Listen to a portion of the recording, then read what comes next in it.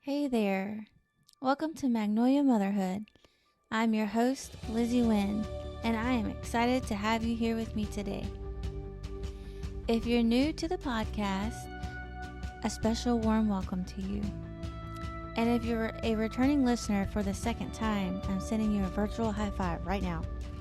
It's fantastic to have you back for another episode.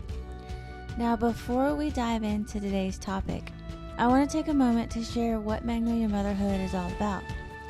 This podcast is a space where we explore being a mom, being a Christian mom, being a Christian wife, and just being a woman in general.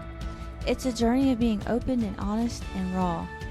At the end of every segment, I will share with you guys a story that I was sent from someone who is needing encouragement or advice. I truly encourage you guys to help them out with positive comments in the comments section if you're watching from YouTube. If you are on the other end of this though and need advice or encouragement, feel free to find us on Instagram and send us a message. Everything is strictly private and no names are ever given out. You know, I started this podcast because I'm truly passionate about the Lord and motherhood. I believe that we all struggle in some way, shape, or form, and I wanted to create a platform where we could dive deep in this together. During each episode, I'll be your guide through different aspects of motherhood from a Christian standpoint. Whether I'm sharing personal stories, interviewing inspiring guests, or discussing raw truth and pointing you back to the Lord. My aim is to make this time we spend together both enlightening and encouraging. One of the things that sets Magnolia Motherhood apart is our strong sense of community. I encourage you to engage, whether it's leaving comments, reaching out via social media, or subscribing to the podcast. All right, enough about the podcast. Let's get into the good stuff.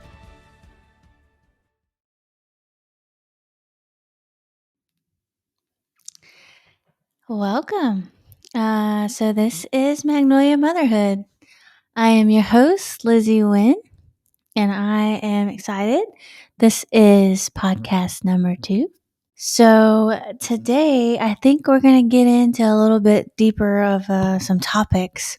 I do, however, I want to, at the end of every podcast, I want to basically just kind of read off to the public of a mom who might be struggling, a wife that might be struggling, and I'll put my input in, but I also would love if you're following on YouTube to put in the comment section some ways that could help her.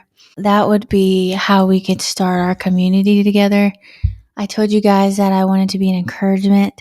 So this is one of the ways that I thought that would be really good to encourage other moms, other wives, women in general. Let's just build each other up. I've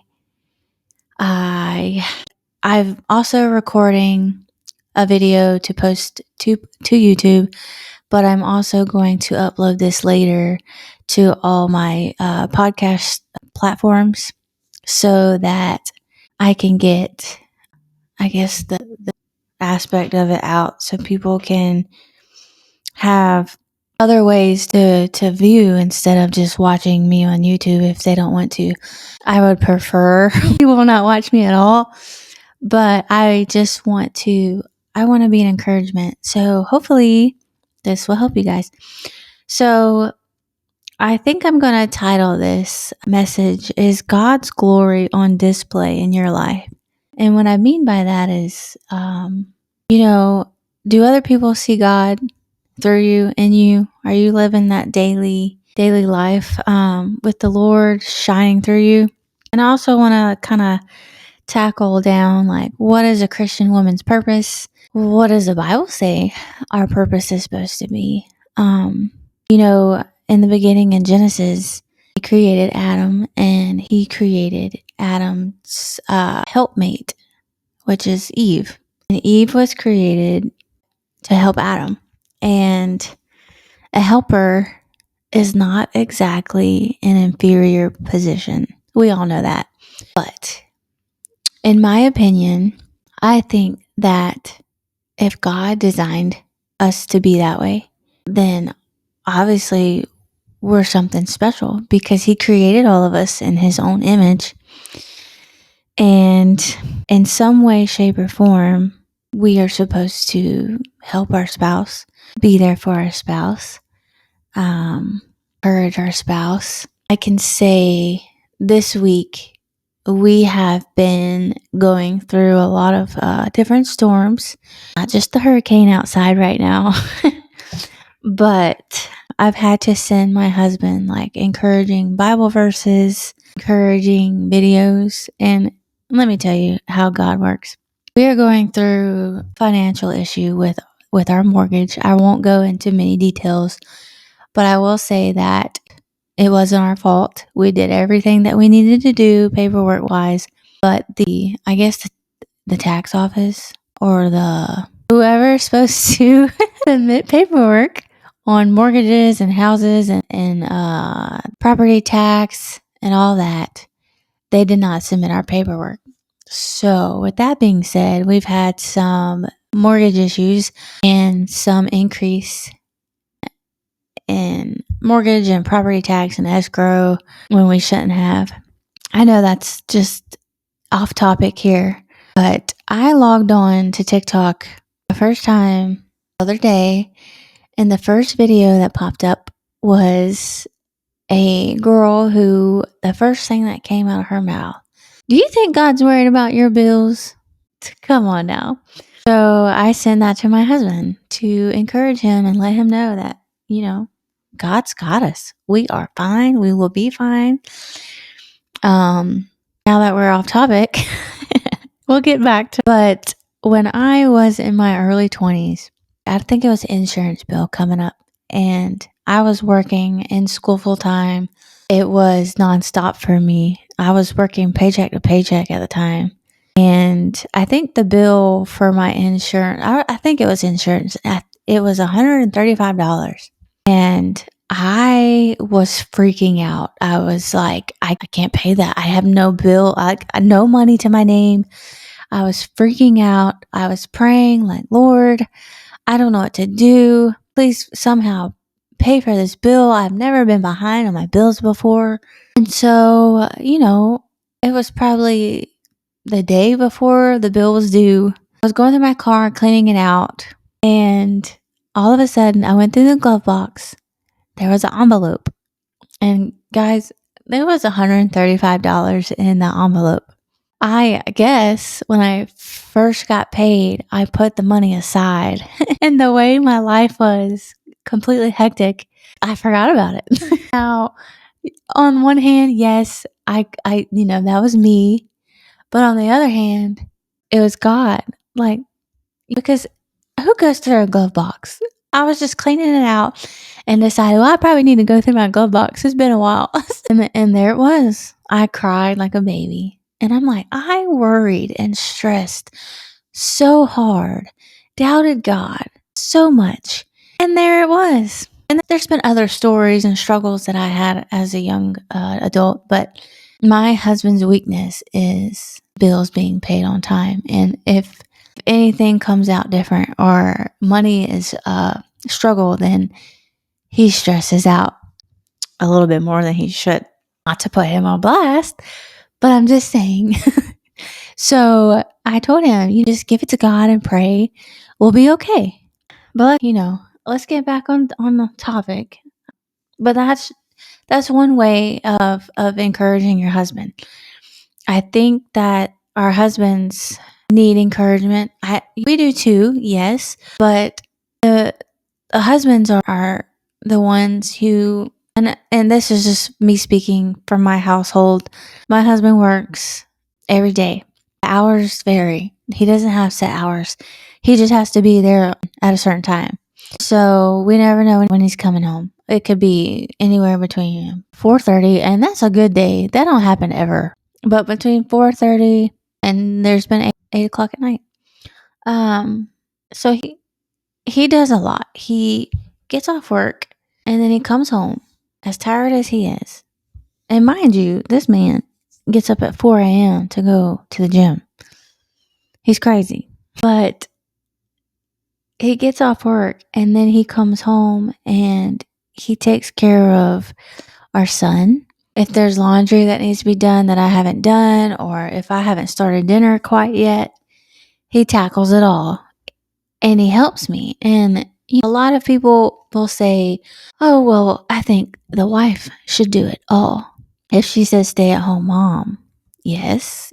A lot of times I take care of everything, the child, the laundry, cleaning, dinner. But there are days that are harder than others that sometimes I need help.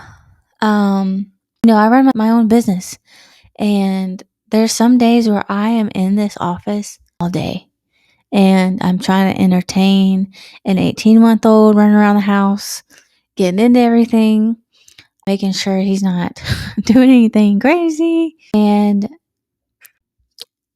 that means that there are things in the house that just have to be put aside for later.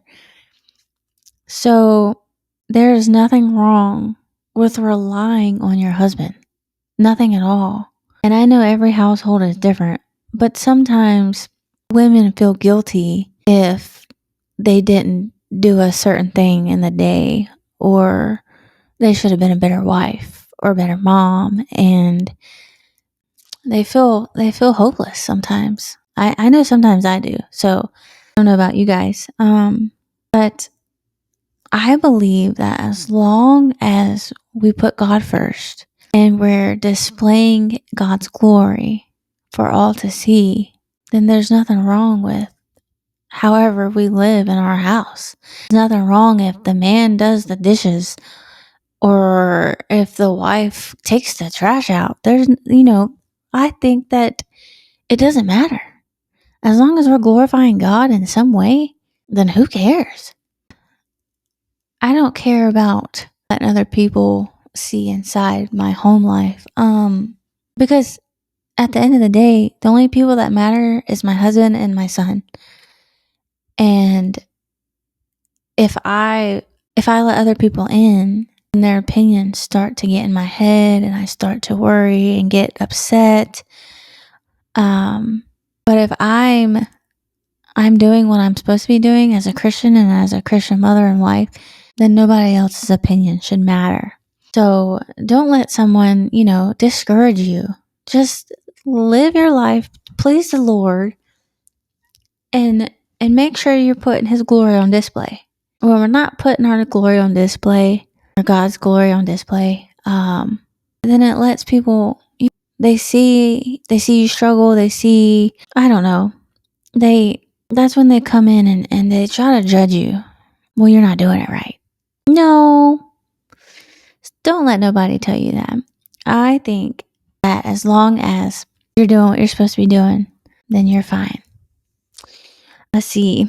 Yeah, there's no right or wrong way to be a mom.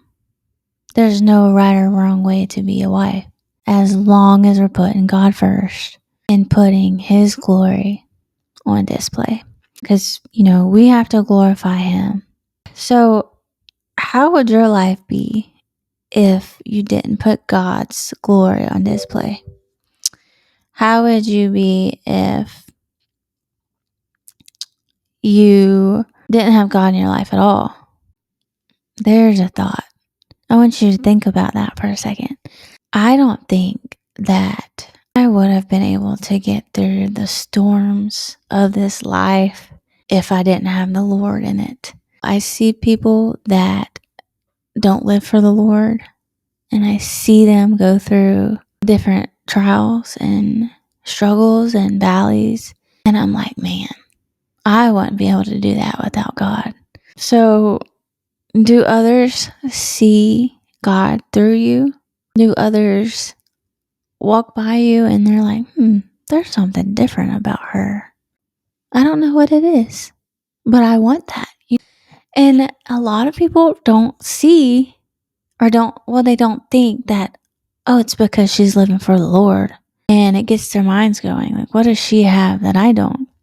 There's an eye opener. Think about it. Here's another question. Are we just putting on a front while we're in church? Are we fooling people? I can tell you what, though. You can't fool your preacher. You cannot fool that man of God. I'll tell you what. If you think that you're coming into church and you live a totally different lifestyle outside of church, you think your preacher don't know? Because that man is a man of God and was called by God himself to be a pastor. I believe that the preachers and men of God like that, they have a special, I don't know what I'm about to say. They have like a special one-way connection with the Lord. Like, they know everything. They know things that we don't think they know. Let me see. 1 second. So yeah, I think that preachers know everything, even when you think they don't.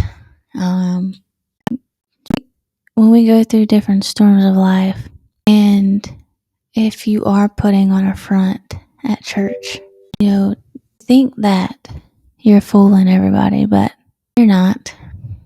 Especially the preacher, he knows. But are we, trying to fool somebody at church, and when they ask how things are, is it, oh, we're fine, when we're really not?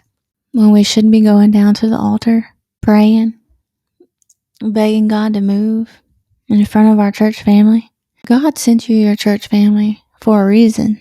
You think those people we just go to the same church? No, that's not how it works. My husband and I, he's been saved now for, I want to say 5 years. I may be wrong, but yeah, I think I'm wrong. It's probably been about 5 years, maybe 6. But when we started going to this church, the last town that we were in, he got saved at that church. So I had grown up in church my entire life.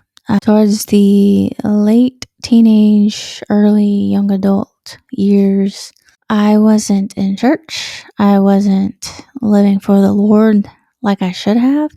And this is me being very vulnerable with you guys. I've got friends who could attest to this lifestyle. I had friends try to get me back in church, and there was different areas in my life where I wasn't ready for that, because I dated a guy for on and off for 7 years, and he wasn't in church. He used to go to church, but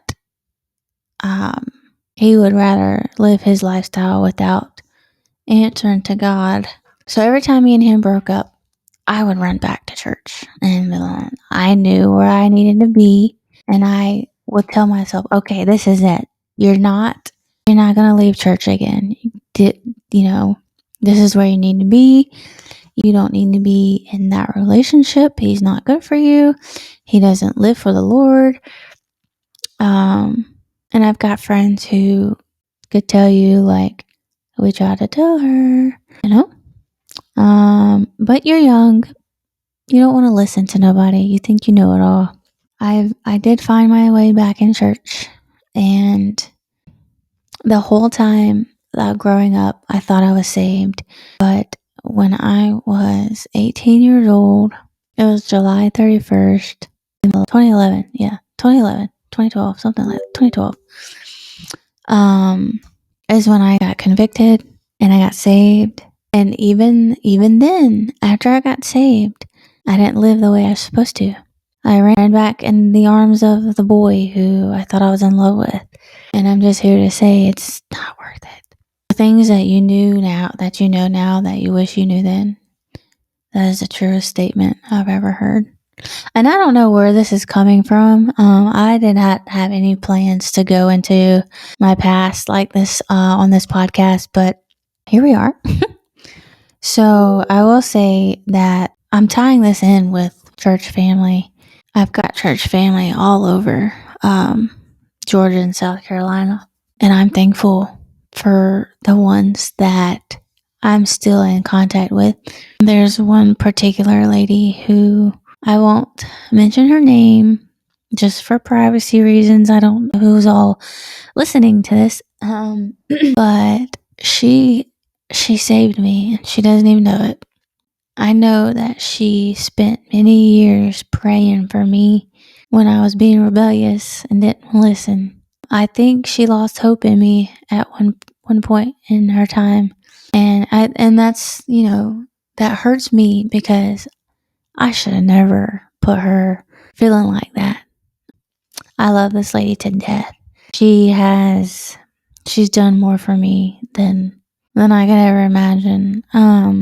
We don't live close to each other now, and I will say that like I regret not being in church and learning from her when I had the time. If you're my face, but I love her and I thank God for her. We still keep in touch, and whenever we're in her hometown, we visit, we go to eat together, and she just blesses my heart. But I thank God for her because, the days that I was out being rebellious, she was praying for me. That is why it's so important to have church family. Even now, so back to like my husband getting saved at the church that we were at. That was the first church that we went to and became members of as a married couple. Now we did visit other churches before we moved there, but it felt right to us. We didn't go back. So we ended up moving. We got sent to a different area of South Carolina for 3 years, and man, the church family that we gained from that area, we visit them as much as we can. These people are rare. Okay, now my husband, we moved to where we are now, and we had our son. And after we had my son, my husband had to leave, and 2 ladies from the church up there, I'll say up there because it's upper South Carolina. They call it the upstate. I had 2 ladies from there drive all the way here to where we are now to spend, I think it was 3 or 4 days with me, and they helped me. My son was not an easy newborn, and maybe that's just me, but he cried a lot. A lot. Besides that, they came down, they helped me, they let me shower. Oh man, let me tell y'all. And they also cooked me food and stored it in the freezer for me to eat later. And I mean, I had this food. They cooked me so much food. And there's something that I don't think I told anybody this. But this is where the raw part comes in. After I had my son, I kind of, and my husband, this is when my husband left, kind of lost myself. I lost my way. I didn't eat a lot. I didn't take care of myself. And when they made me that food, y'all, I tell you what, they were definitely a godsend. Because there was days where I was like, I'm just not going to eat. And then I remembered, I opened the freezer and there it was. All I had to do was stick it in the microwave and warm it up. And, and it wasn't because I was not going to eat because I wasn't hungry. It was because I just didn't care. Let's just be real here. I did not care to eat. Even though I knew I needed to because I was breastfeeding, I was like, well, if I can't produce milk, there's always formula. But I was able to breastfeed him for 13 months, thank God. But y'all, that is why church family is important. And this podcast is like all over the place, and I am sorry for that, but I'm getting emotional because there's some pretty people in our lives, and it never goes unnoticed. So we need to encourage each other, love each other, lift each other up, whether they're church family or not. But if it wasn't for them, I wouldn't have been able to, obviously eat. No, there's just some things that, God will get you through anything, but the people he puts in your life to help you get through those things they matter. God's glory isn't just the good blessings. They're also the storms that we have to go through. My preacher said it best a few weeks ago in one of his sermons. Sometimes God allows us to go through storms or to be put in the valley because He wants our attention. He wants us to run to Him and trust Him. And, I've always heard God's a jealous God, but at the same sense, I just think He wants His child to love Him, to depend on Him, because He gets us through those hard times. You can't just stop praying when life's good. You can't stop reading your Bible because life's good. I'm gonna get raw here for a second. In 2021, we went through our first miscarriage, and I was an emotional basket case. We were living in the upstate of South Carolina, and that's where the church family comes in because they knew we miscarried. They prayed with me, loved on me. They sent me food and flowers.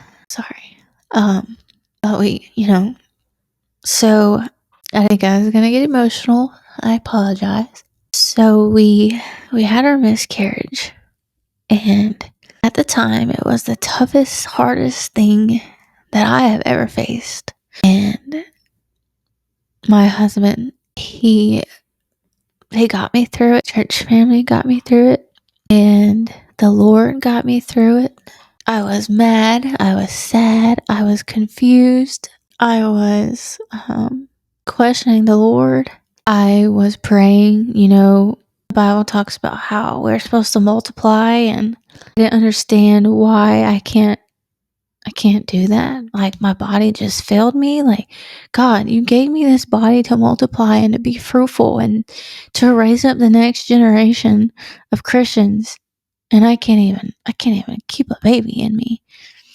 Those were my thought processes. I've got friends who are going through the same thing, and there's a lot of women who go through miscarriages and they feel so alone because nobody talks about it. This is one of those subjects I told you guys I was going to walk through because nobody talks about this, and I am here to talk about it. So, we get through this miscarriage and we get to the point where we're ready to try again, and it didn't happen so quickly. I mean, I was getting so discouraged. I would cry every time I would take a pregnancy test and it wasn't positive, because I just wanted a baby. God would just, not now, not right now. So it got to the point where it was becoming kind of obsessive for me. I would make sure I knew when I ovulated. I would make sure I knew when to take a test. And there was one day, I was venting to my husband and crying to my husband, and he just kind of looked at me and said, "What happened to just trusting God? Hello." And there it was. I got convicted. He walked out of the room after I was like, "Okay, you're right." And I got down on my knees and I just prayed by the bed, and I asked God to forgive me because, wow, I'm over here like not trusting you at all. And so I told the Lord that I would stop taking pregnancy tests. I would stop worrying about any of it, and I would just fully trust Him. I put it in His hands. And I told the Lord, I asked the Lord, I said, next time I get pregnant, can you please just put a rainbow in the sky for me? And I prayed that a few times. I stayed in my Bible every day. I stayed in my Bible.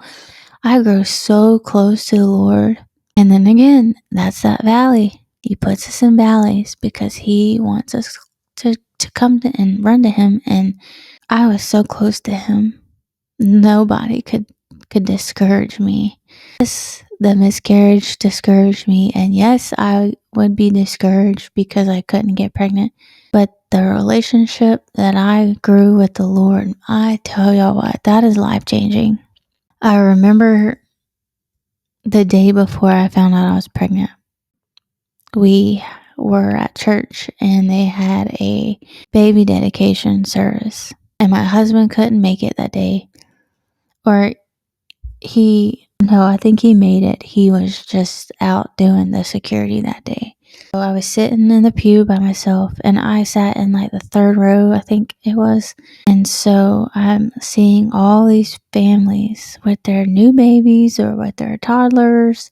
And I had tears rolling down my face. And I remember one of my good friends, I won't say her name, but she came and sat with me. And this woman, she is an inspiration to me because she can't have kids. And ever since I went through my miscarriage, she would pray with me, pray for me, would send me encouraging letters, like cards, and every now and then, like I would find like a gift in the pew from her. But she came and sat with me and she just kind of like put her arm around me. Wow. Someone who can't have babies and she's putting her arm around me. Like that goes back to that church family, guys. Oh, this podcast is truly raw today. So when the service was over, she kind of put her arms around me and hugged me and told me she was praying for me. And I'm like, in my head, I'm like, why are you praying for me? You can't even have babies. I remember in my Bible that day, it might have even been in like my notebook, but I remember putting the date and then I put the baby dedication. Underneath I said, Lord, I pray that one day I can dedicate my child back to you. And y'all, I kid you not. The next day, it had not been raining. There was no clouds in the sky. Nothing to where a rainbow should even appear. I walk outside because I have to take the dog out. And I just so happened to like look up. And there was a rainbow. I kid you not. I even have a picture to prove it. And in my head, I'm like, is this real? And then I'm like, I've got to be pregnant. I prayed for this. Why wouldn't God deliver that? You can't doubt him now. My husband's at work, so I'm like, I'll wait. I'll just wait. And so I didn't want to get my hopes up, but I'm also on the same line, like, you're pregnant. You have to trust the Lord. You prayed for that. So my husband gets home and I told him, I said, hey, so do you remember how I'm praying for that rainbow?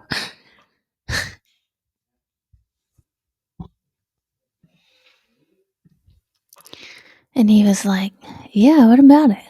I said, I saw one today. And he was like, really? Are you pregnant? I said, I don't know, I haven't tested yet. So we go to the gym and we get home. He gets on the PlayStation and does the whole headphone things with his friends.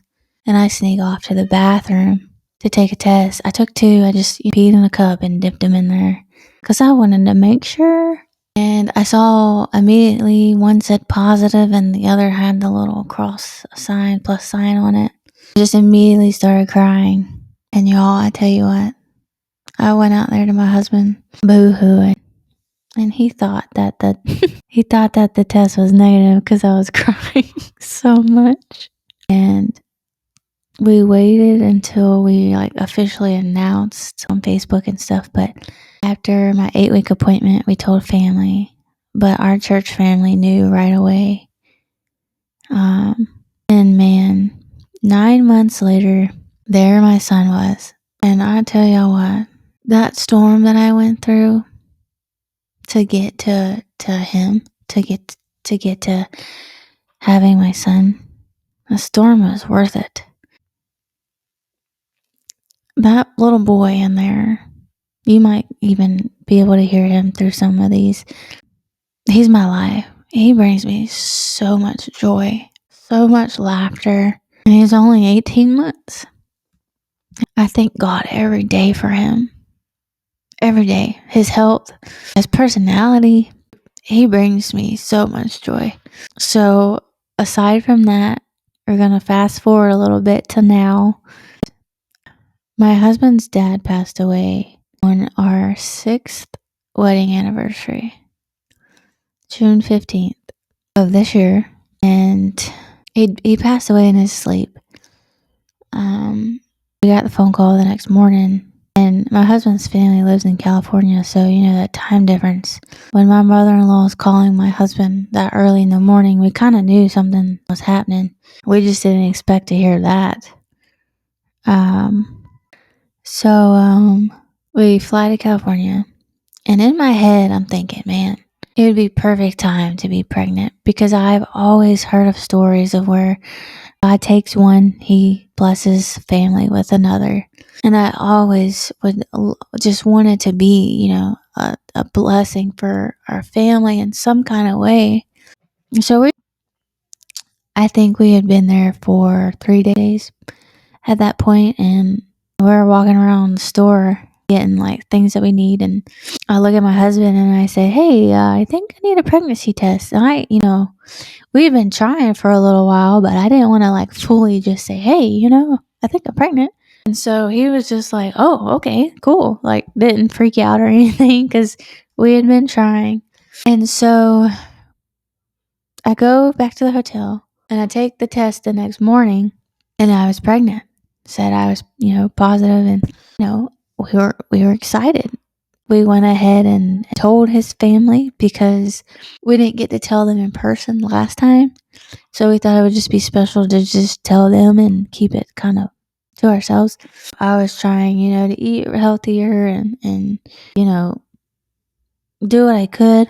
And we get back home from California. We announce it to our church family. So we're in a different part of South Carolina now, so we do have a new church family. We've been here for 3 years. Yeah. So we announced it to them, and everybody was so excited and happy for us, because we were taking prayer requests, and I just raised my hand, and we have a small church, so we do prayer requests every Wednesday. So I raised my hand, and I met the pastor, and I said, I just wanted to thank everybody for their prayers. We did find out that Ken's dad was saved, and we also found out that we're going to have a baby. And I kind of got teary-eyed, and you just hear everybody around the church like just say like something like, or like, oh, like, how people are when you tell them that kind of news. So it was exciting for us. We were making future plans. We were going to think about trying to move into a bigger home. We go to the 8-week appointment, and I can tell there's something different about this ultrasound. They can't get any heartbeat or anything like that on the stomach with the jelly. So they do a vaginal ultrasound, and you can see a little sac and you can see something inside it, but it does not look like a baby. And when you first go to your 8-week appointment, the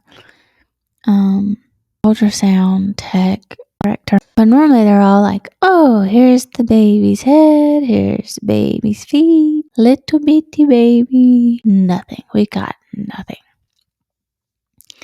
My husband wasn't viewing in on all the little details, so he didn't think anything was wrong.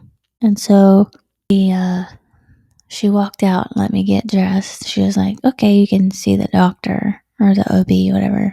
But when I was getting dressed, I said to him, something's not right. And so we found out that the baby was measuring 2 weeks behind, and we were supposed to come in a week to get another ultrasound. So I was praying and asking the Lord for a baby, and a healthy baby. That whole week I was just like, Lord, please, just please let us not go down this road again. And so we go back, and the sac is still there, but there's nothing in there.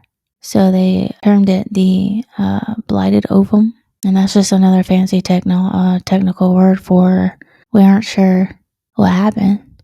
It's kind of like there was something there, but it kind of vanished. The body is a mysterious thing. So now we're here. I'm trying not to get like I was last time, but we were also told after blood work was done that there's a chance we might not be able to have any more babies because of a hormone that is on the low end and it's not at the number that it needs to be. So we went back to church the following Wednesday and we told the church what happened. And our preacher, he said to me, God has the ultimate say so. So keep your head up and keep praying. And he said, we will pray too. I remember going down to the altar one day as the girls were singing and I was just crying my eyes out. And I think like 5 ladies just came and wrapped their arms around me and prayed over me. And this ties back into church family is important. These women, I haven't known them that long. 3 years isn't really long, but these women in this church, they are selfless. They're going through their own storms in this life, and here they are praying over me. I told the Lord that I know I'm in the valley, but I told the Lord, I know He's over on the other side waiting on me, and I told Him I'm coming. I'm on my way. I'm just praying that, we get good news soon. But until then, I'm just going to stay faithful, be open about it with you guys. Even in the valley, God is good. He woke me up this morning. He woke my husband and my son up this morning. There's a hurricane going on right now, and our house is still here. Our roof is still over our head. God's still good. God is still good. Are you putting God's glory on display while you're in your valley? Okay, let's change it up some. So I told you guys at the end of every podcast, I wanted to talk about something that somebody has submitted in. I'm gonna read you I'm gonna read you, and I made sure I had permission to do this. So I'm gonna read you a struggle right now, and I want to have you guys put in the comments, if you watch on YouTube, some encouragement for her as well. So here we go. Hey guys, I am a young mama to 2 little boys, 2 years and 4 months old. My 2-year-old is driving me crazy ever since his 2nd birthday, especially since his brother has been born.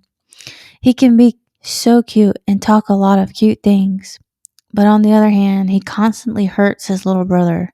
He's a very calm baby, so that I have lots of time for my oldest, testing out his limits and throwing tantrums like crazy. Some days I can handle it well, I would say, and on the other days, I'm getting so emotional every time he does something.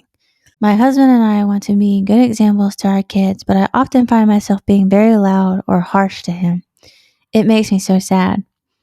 Sometimes I really feel like I have no clue what I'm doing and I feel very helpless. I know that 2-year-olds can be very difficult to handle, but I don't want to just get over the stage of life, but I actually enjoy it.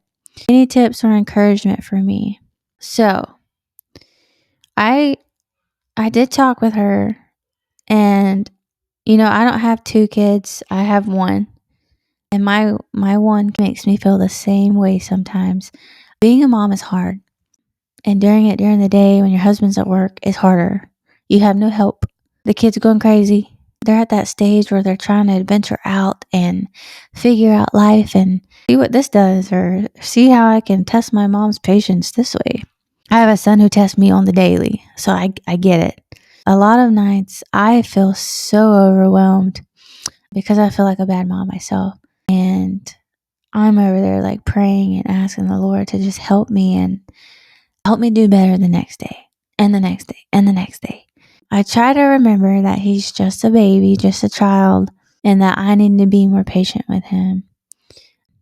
Oftentimes, I just quickly get humbled because when I'm trying to be patient with my son, like the thought pops into my head, like, I wonder if God's ever felt impatient with me when he's trying to teach me something, or when I'm doing something that he's wanted me to do and I'm over here like just lollygagging around. But it's okay to be frustrated. It's hard being a mama. It's easy to get frustrated. So just, keep your head up if anybody out there that has 2 kids, especially 2 under 2, please reach out and help this mama. Give her some encouragement. I'm going to wrap it up from here. Thank you guys for episode 2. I look forward to the next one.